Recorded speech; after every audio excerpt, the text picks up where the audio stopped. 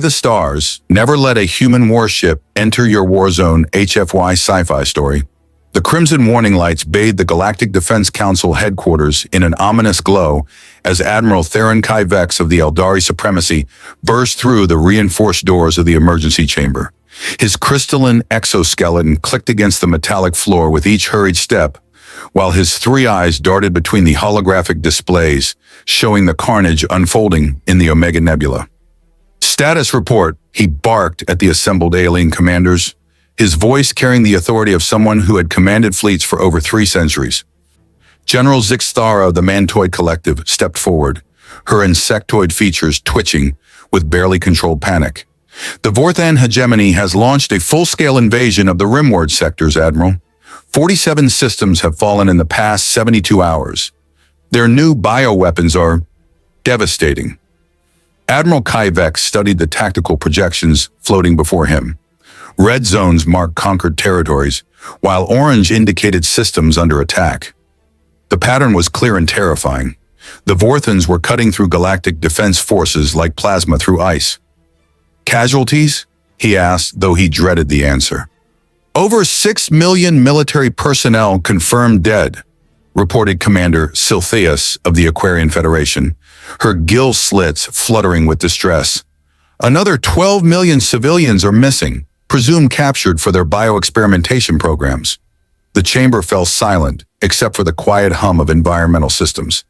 Every species represented in the room had lost ships, worlds, families to the Vorthan advance. The enemy fought with a brutality that civilized galactic society hadn't seen in millennia. They weaponized plagues, turned conquered populations into living weapons, and showed no mercy to surrendering forces.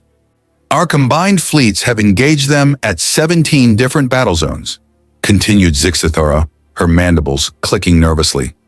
"Every engagement has ended in defeat. They don't fight like any enemy we've ever faced." Admiral Kai Vex's crystalline body dimmed slightly, a sign of deep thought among his people.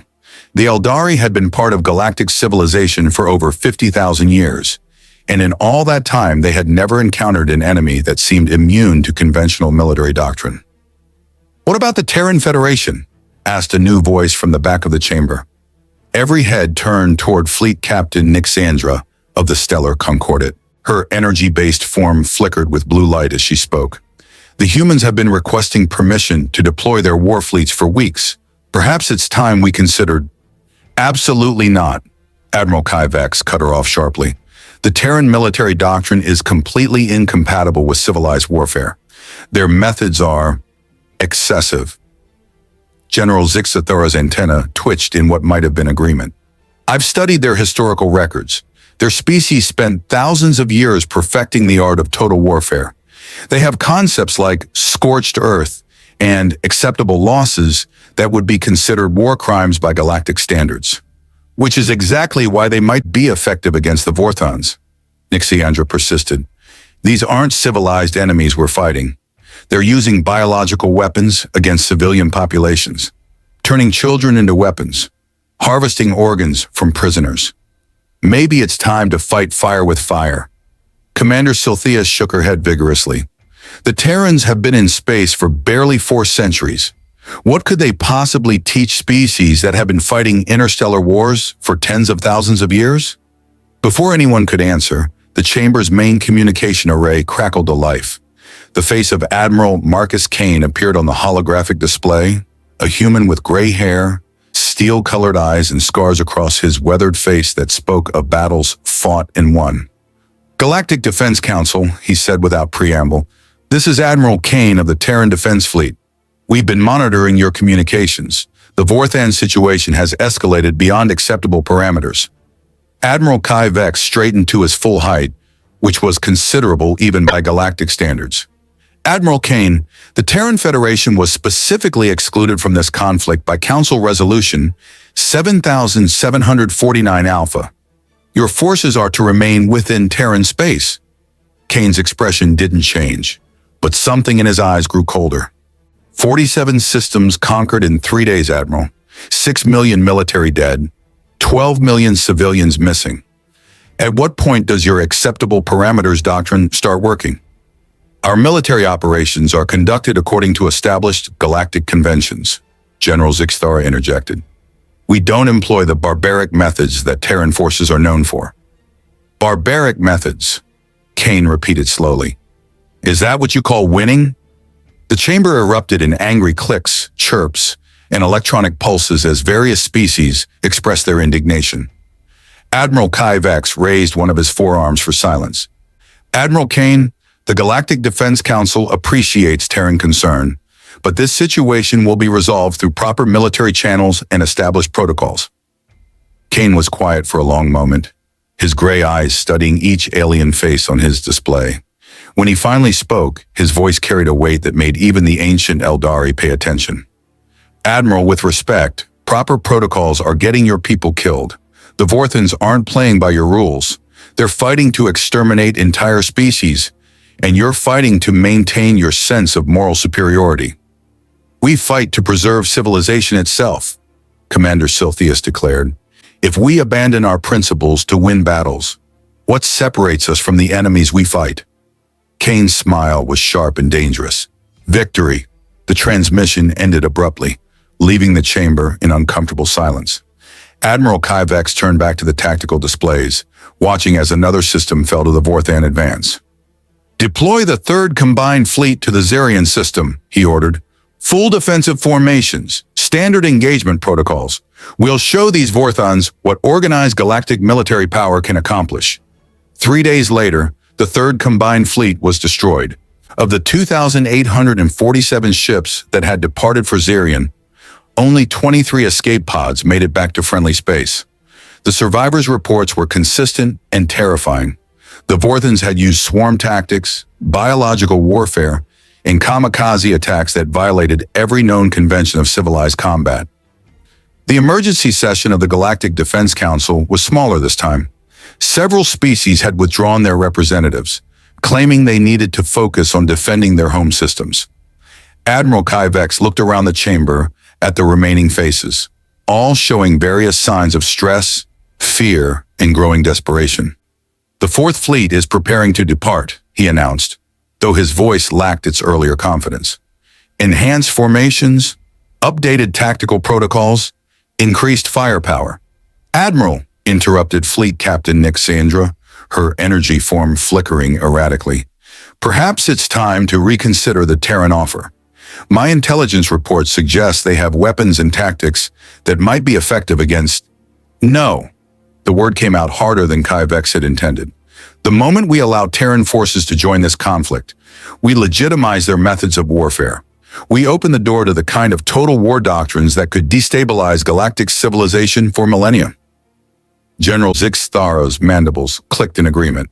The humans don't understand limited warfare.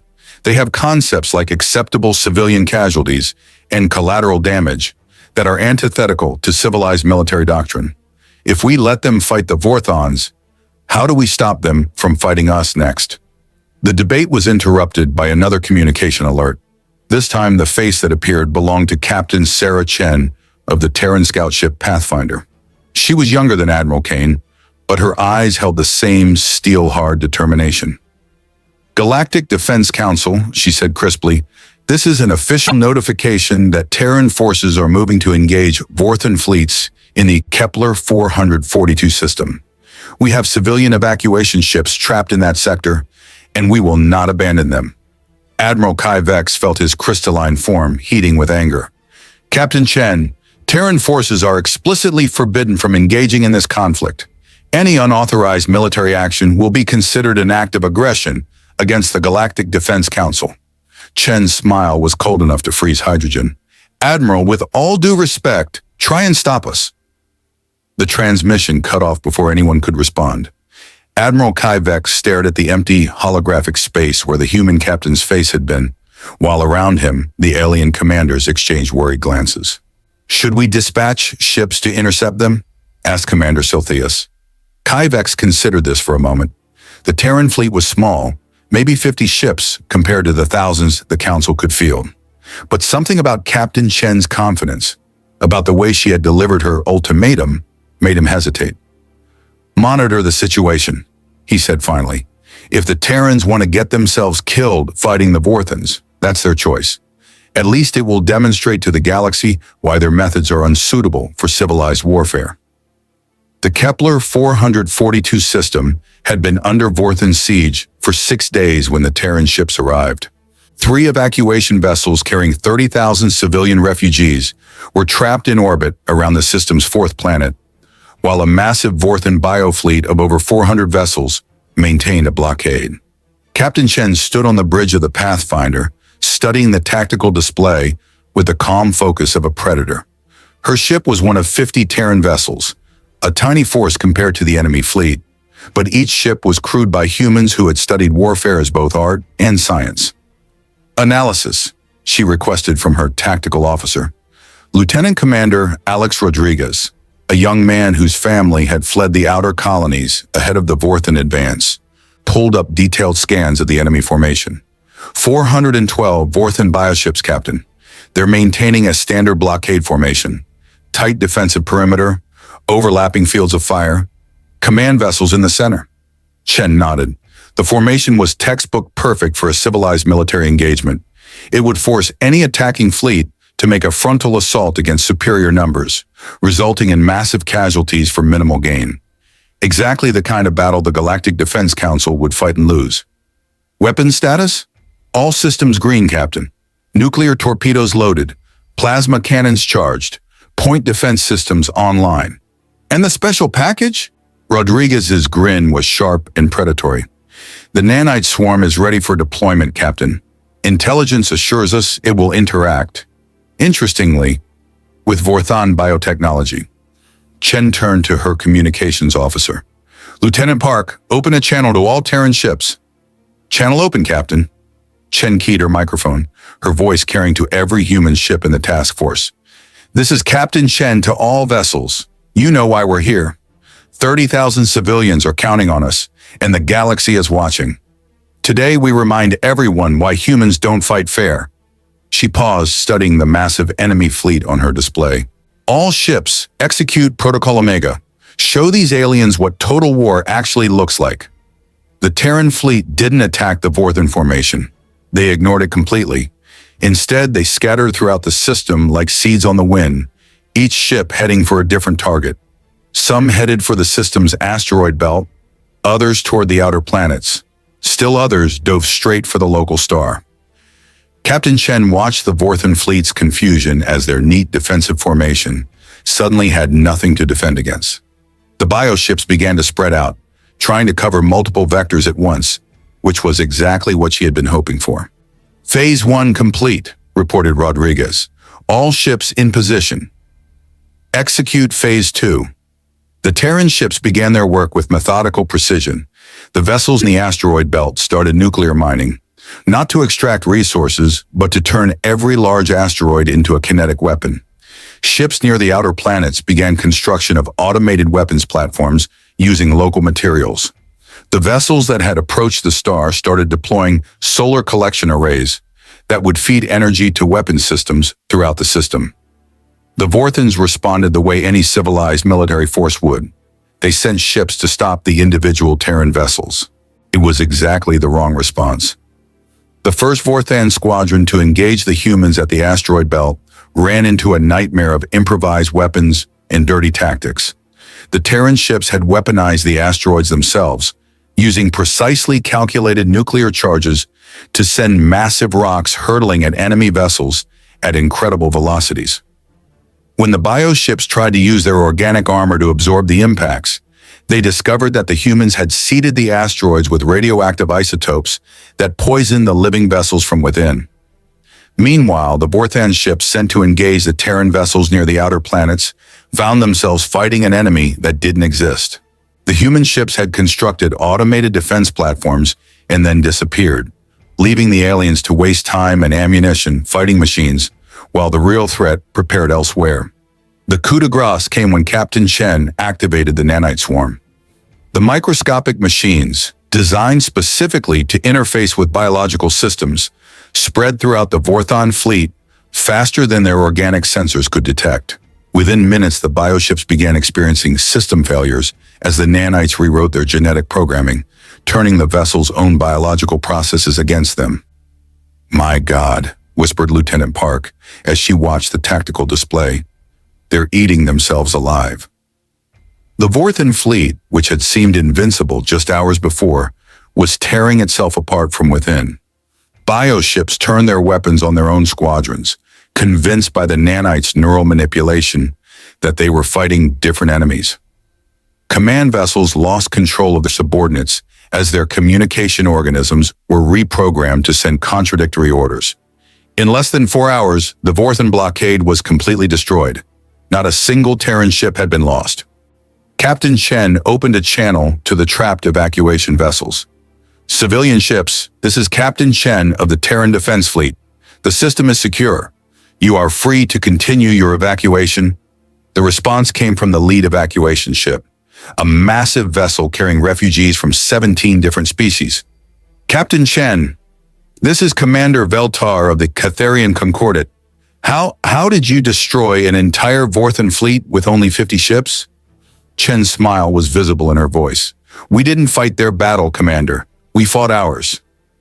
News of the Battle of Kepler 442 spread across the galaxy faster than hyperspace communication networks could carry it. Within days, every civilized species had access to detailed tactical recordings of the engagement, and the response was universal shock. Admiral Kai Vex stared at the battle footage in his private office, watching the systematic destruction of a Vorthan fleet that outnumbered the Terrans 8-1. The humans hadn't won through superior firepower or better technology. They had won through tactics so alien to galactic military thinking that no one had even considered defending against them.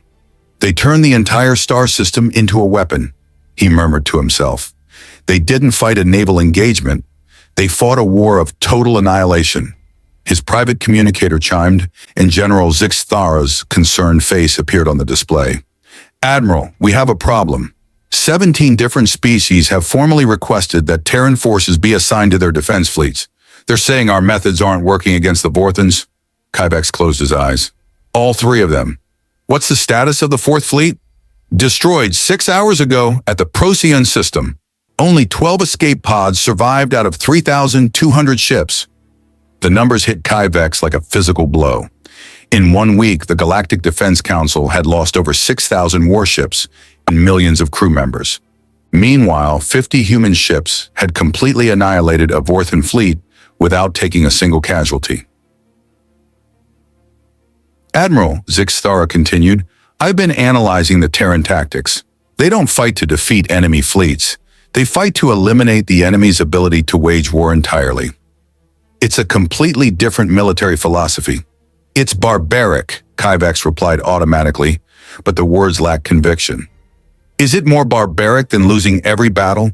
Is it more barbaric than watching the Vorthans conquer system after system while we maintain our principles?" Before Kyvex could answer, another alert chimed. The face of Admiral Kane appeared on his secondary display, and the human's expression was grim. "Admiral Kyvex, I'm transmitting formal notification that Terran Defense Forces are assuming control of all military operations in the Vorthan war zone. Your fleets have 48 hours to withdraw to defensive positions around core worlds." Kyvex felt his crystalline form flare with anger. "You have no authority to issue such commands, Admiral Kane. The Galactic Defense Council has not authorized Terran involvement in this conflict." Kane's smile was cold and sharp. "The Galactic Defense Council has lost 60% of its fleet strength in 2 weeks. You've proven that your methods don't work against the Vorthans. Ours do. Your methods violate every principle of civilized warfare. My methods win battles. Your principles bury the dead." The transmission ended, leaving Kyvex staring at an empty screen. Around him, the sounds of his headquarters continued. Alien voices coordinating evacuations, tactical displays showing retreating fleets, communications from worlds begging for protection that the Council could no longer provide. General Zixithara's voice was quiet when she spoke again. "Admiral, what are your orders?" Kyvex looked at the strategic display, showing the current state of the war. Red zones marked Vorthan-controlled territory, now encompassing over 90 systems. Orange zones showed worlds under active attack. The tiny green zones representing secure galactic defense positions seemed to shrink even as he watched. "Send a message to all member species," he said finally. "The Galactic Defense Council is reassessing its strategic position regarding Terran military involvement." "Sir, we're going to let them fight their war, General, and may whatever gods watch over this galaxy have mercy on us all." The transformation of the Warzone began immediately. Where Galactic Defense Forces had fought cautious, defensive battles designed to minimize casualties and preserve infrastructure, the Terran fleets brought a concept that most galactic species couldn't even comprehend: total war.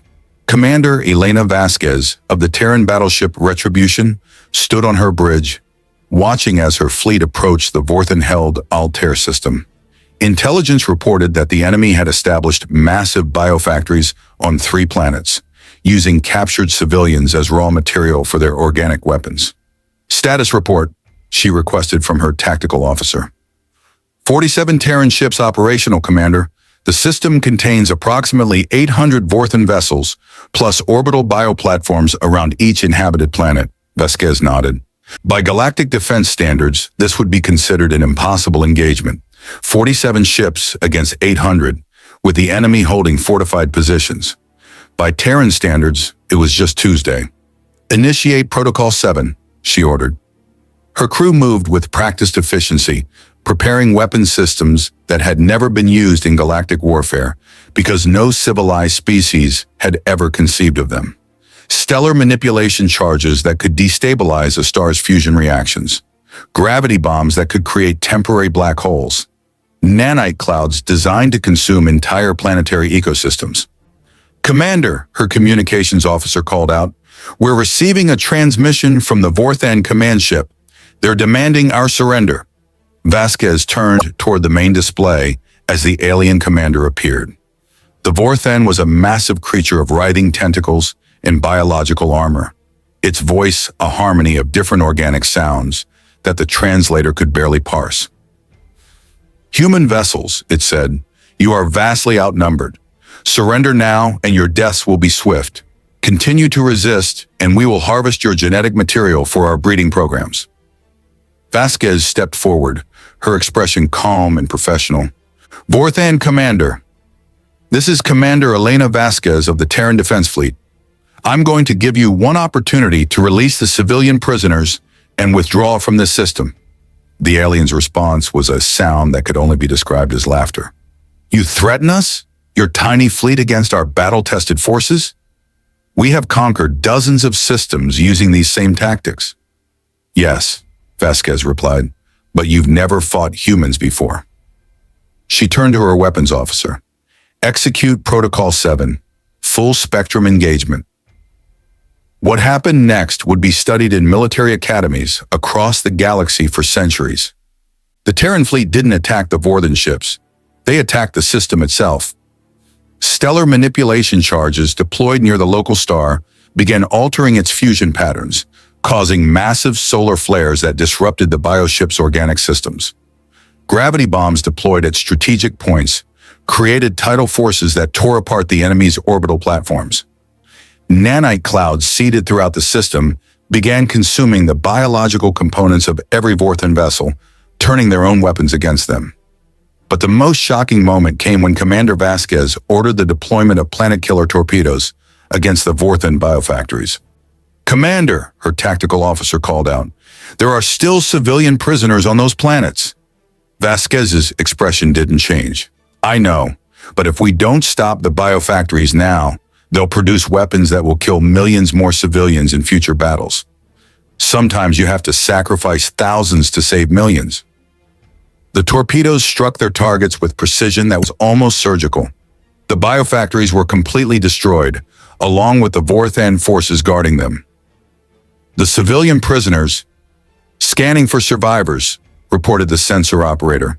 "I'm reading life signs from emergency shelters. It looks like the civilians were moved to protected facilities before the strike." Vasquez allowed herself a small smile. "Terran intelligence did their job. The prisoner locations were identified before we arrived. In 3 hours, the entire Vorthan presence in the Altair system was eliminated. Every bioship destroyed, every orbital platform consumed by nanites, every weapons factory reduced to radioactive ash. The prisoners were rescued and evacuated to safe systems. The total casualties for the Terran fleet, 0. The Battle of Altair was broadcast across every communication network in the galaxy. Species that had never seen human military tactics watched in fascination and horror as a small fleet accomplished what massive galactic defense forces had failed to do in months of fighting. Admiral Kyvex watched the tactical recordings in his office, his 3 eyes tracking the movement of human ships that fought like nothing he had ever encountered. They used the laws of physics as weapons, turned entire star systems into battlefields, and employed tactics that were so far outside conventional military thinking that they seemed like magic. His communicator chimed, and Fleet Captain Nick Sandra's energy form appeared on the display. "Admiral, we have requests from 43 different species asking for Terran tactical advisors to be assigned to their fleets." "And what's the human response?" "Admiral Kane says they'll consider it, but only if those species are willing to adopt full Terran military doctrine. No half measures, no attempts to maintain civilized limitations." Kyvex understood what that meant. Any species that wanted human help would have to abandon their traditional concepts of warfare and embrace the brutal efficiency of total war. "There's something else, Admiral," Nick Sandra continued. "I've been analyzing casualty reports from systems where Terran forces have engaged the Vorthans. The humans have a 97% success rate, and their civilian casualty numbers are actually lower than our operations. How is that possible? They end battles faster. Instead of prolonged sieges and extended campaigns, human tactics eliminate enemy forces so quickly that there's less time for civilian casualties to accumulate. It's more humane, in a perverse way." Kyvex considered this. The humans fought wars that looked horrifically brutal from the outside, but they actually resulted in fewer total deaths because they ended conflicts so decisively. It was a paradox that challenged everything galactic civilization believed about warfare. His contemplation was interrupted by an emergency alert. The main display in his office activated, showing a star map of the galaxy with the current war zones marked. What he saw made his crystalline form dim with shock. In the 3 weeks since Terran forces had taken control of military operations, the red zones marking Vorthan-controlled territory had shrunk by over 70%. System after system was being liberated, not through the gradual, cautious advances that galactic defense forces had attempted, but through lightning-fast strikes that completely eliminated enemy presence before moving on to the next target. The war was ending. The Vorthans, who had seemed invincible against conventional galactic military tactics, were being systematically annihilated by human forces that fought with methods so alien and effective that they defied comprehension. The final battle of the Vorthan War took place in the Homeward System, the original seat of the Vorthan hegemony. It was here that the enemy had built their greatest biofortress, a planet-sized organism that could produce thousands of warships and was protected by a fleet of over 2,000 vessels. Admiral Kane stood on the bridge of the Terran flagship Indomitable, studying the massive organic structure that filled most of the system's inner planets. It was beautiful in its alien way, a living world that pulsed with bioluminescent patterns and spawned warships like a hive producing insects. "Final intelligence report," he requested from his tactical officer. "Omo. The biofortress is essentially one massive organism, Admiral. It's been growing for over 10,000 years, incorporating the mass of several planets. Current estimates suggest that it could produce unlimited numbers of bioships if left unchecked." Kane nodded. This was why the Galactic Defense Council had failed. They had been fighting the symptoms instead of the disease. They had engaged individual Vorthan fleets while ignoring the source that produced them. "Fleet status? All 200 Terran ships ready for final assault, Admiral. Special weapons are armed and standing by." Kane turned to look at his assembled fleet through the main viewing port. Each ship represented the pinnacle of human military engineering. Vessels designed not just to fight battles, but to end wars permanently. They carried weapons that could crack planets, nanites that could consume entire ecosystems, and most importantly, crews who understood that sometimes the greatest mercy was the quick death of total victory. "Open a channel to all ships," he ordered. "Channel open, Admiral." Kane keyed his microphone, his voice carrying to every human vessel in the fleet. "This is Admiral Kane to all Terran forces. In the past month, we've liberated 847 systems and rescued over 200 million civilian prisoners. We've shown the galaxy what happens when humans go to war." He paused, looking at the alien biofortress that represented everything wrong with the Vorthan approach to conquest. The slow consumption of entire civilizations, the transformation of conquered peoples into weapons, the endless cycle of expansion and destruction. "Today we end this war permanently. We don't just defeat the enemy, we eliminate their ability to threaten galactic civilization ever again. All ships execute Protocol Final Solution." The Terran fleet's attack on the Vorthan biofortress was unlike anything the galaxy had ever witnessed. Instead of trying to fight their way through the defensive fleet, the humans deployed stellar engineering charges that turned the system's star into a weapon. The star's fusion reactions were artificially accelerated, causing it to expand into a red giant in a matter of hours instead of millions of years. The massive biofortress, which had survived for millennia by feeding on solar energy, found itself consuming radiation that was specifically engineered to poison its organic systems. As the biofortress writhed and died, the Vorthan defensive fleet found itself caught between the expanding star and human forces that had positioned themselves at the system's edge. There was nowhere to run, nowhere to hide, and no possibility of victory.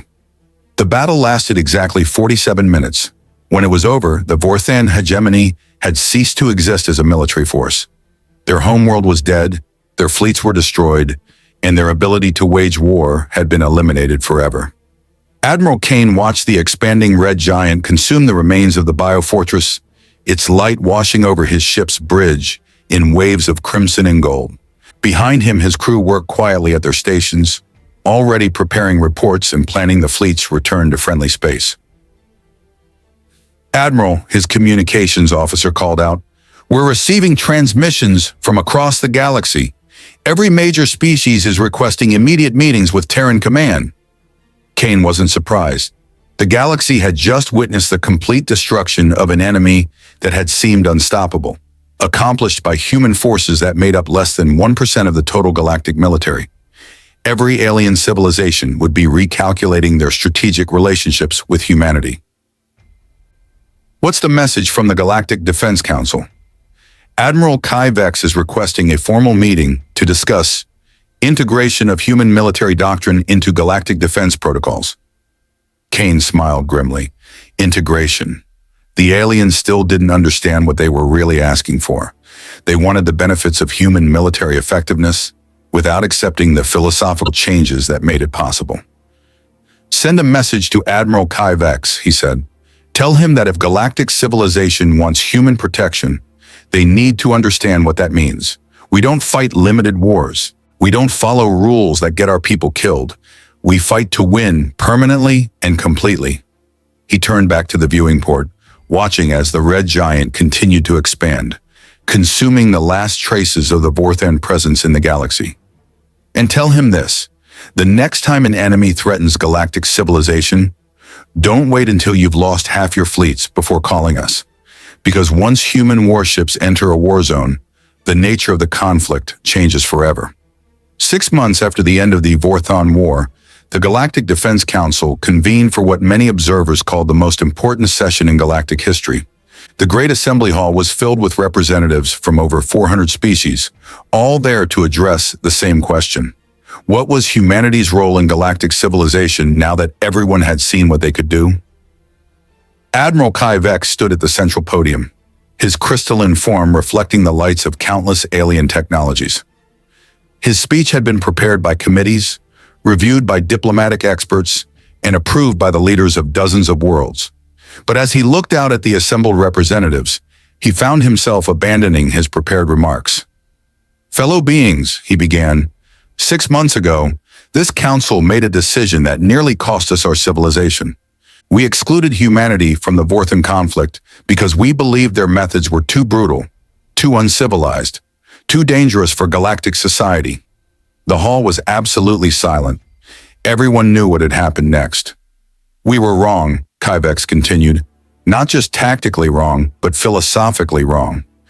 We assumed that our way of fighting wars, limited, controlled, civilized, was morally superior to human methods.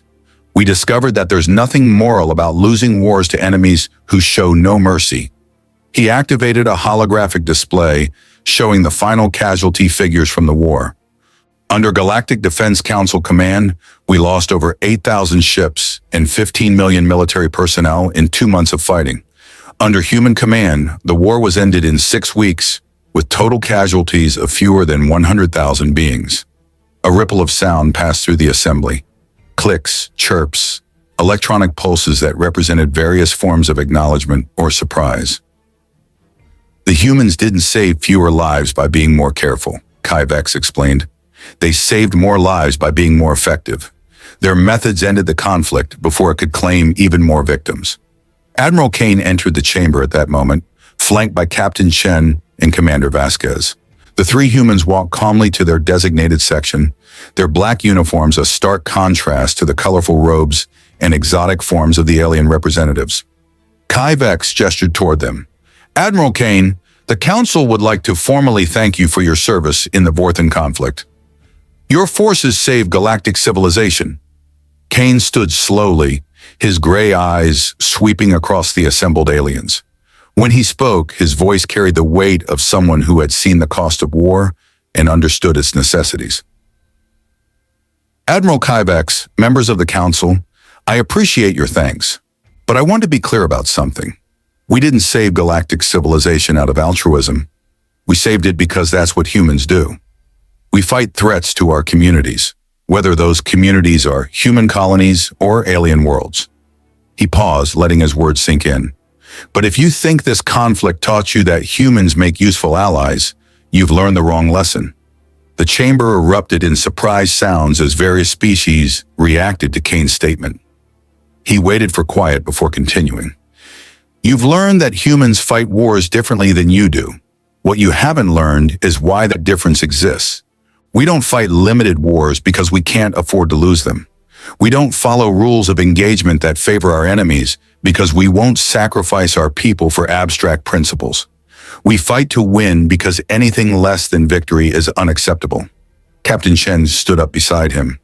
Every species in this chamber has asked to be assigned human tactical advisors. Do you know what that means? It means abandoning your traditional military doctrine entirely. It means accepting that sometimes the most humane action is the most brutal one. It means being willing to make choices that will haunt you forever if they're necessary to protect innocent lives. Commander Vasquez added her voice to the discussion. You want human protection, but you want it on your terms. You want us to save you without changing your comfortable assumptions about warfare. That's not how it works. Admiral Kyvex felt his crystalline form dimming as he processed what the humans were saying. Are you suggesting that galactic civilization must abandon its principles to gain human protection? Kane's smile was sharp. I'm suggesting that your principles didn't protect you from the Vorthans. Military doctrine that prioritizes moral purity over victory is luxury that species facing extinction can't afford. The debate that followed lasted for hours. Species after species stood to argue about the morality of human military methods, the necessity of adopting more aggressive tactics, and the philosophical implications of total war doctrine. Finally, General Zixthera of the Mantoid Collective stood to speak. Her mandibles clicked nervously as she addressed both the Council and the human delegation. Admiral Kane, Commander Chen, Commander Vasquez, she began, her voice carrying the weight of painful realization. I have studied warfare for over 2 centuries. I have commanded fleets in 17 different conflicts, and in all that time I believed that the measure of a military force was not just its ability to win, but how it won. She paused, her compound eyes reflecting the chamber's lights. The Vorthon War taught me that I was wrong. Dead civilians don't care about the moral purity of their defenders. Conquered worlds don't benefit from the ethical superiority of their protectors.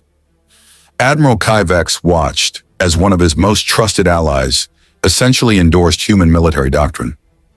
I move, Zixthara continued, that the Galactic Defense Council formally adopt Terran military advisors and begin integration of human tactical doctrine into our defense protocols. Not because we want to become like humans, but because we want to survive to remain ourselves. The vote was closer than many expected, but it passed. 47 species voted in favor, 31 against, with dozens of abstentions. Admiral Kane stood once more as the results were announced. To those species that voted yes, understand that this partnership will change you. You'll learn to make hard choices, to accept necessary casualties, to fight wars that end decisively rather than drag on for years. He looked directly at Admiral Kyvex. And to those who voted no, that's your right. But remember this, the next time an existential threat emerges, don't wait until you're losing before you call us. Because once human warships enter your war zone, we don't just fight your battles, we fight to win them permanently. As the session ended and delegates began filing out, Admiral Kyvex approached the human delegation. His crystalline form flickered with what might have been respect or resignation. Admiral Kane, he said quietly, I spent 3 centuries believing that how we fight matters as much as whether we win. Kane's expression softened slightly. It does matter, Admiral, but the most moral thing you can do in war is end it as quickly as possible. Everything else is just philosophy. As the humans departed, Kyvex remained in the empty chamber, staring at the tactical displays that now showed a galaxy apiece. The price of that peace had been the acceptance that, sometimes, civilization survival required embracing methods that civilization found distasteful. The Vorthans were gone, the galaxy was safe, and everyone now understood the unspoken rule that would govern interstellar conflicts for generations to come. Never let a human warship enter your war zone unless you're prepared for the war to end completely. 5 years later, Admiral Kyvex stood in the same chamber, now serving as the Council's liaison to the Terran Strategic Command. The walls displayed star charts showing the current state of galactic civilization, peaceful, prosperous, and protected by a joint defense force that combined alien resources with human tactical doctrine. There had been 3 potential conflicts since the Vorthan War.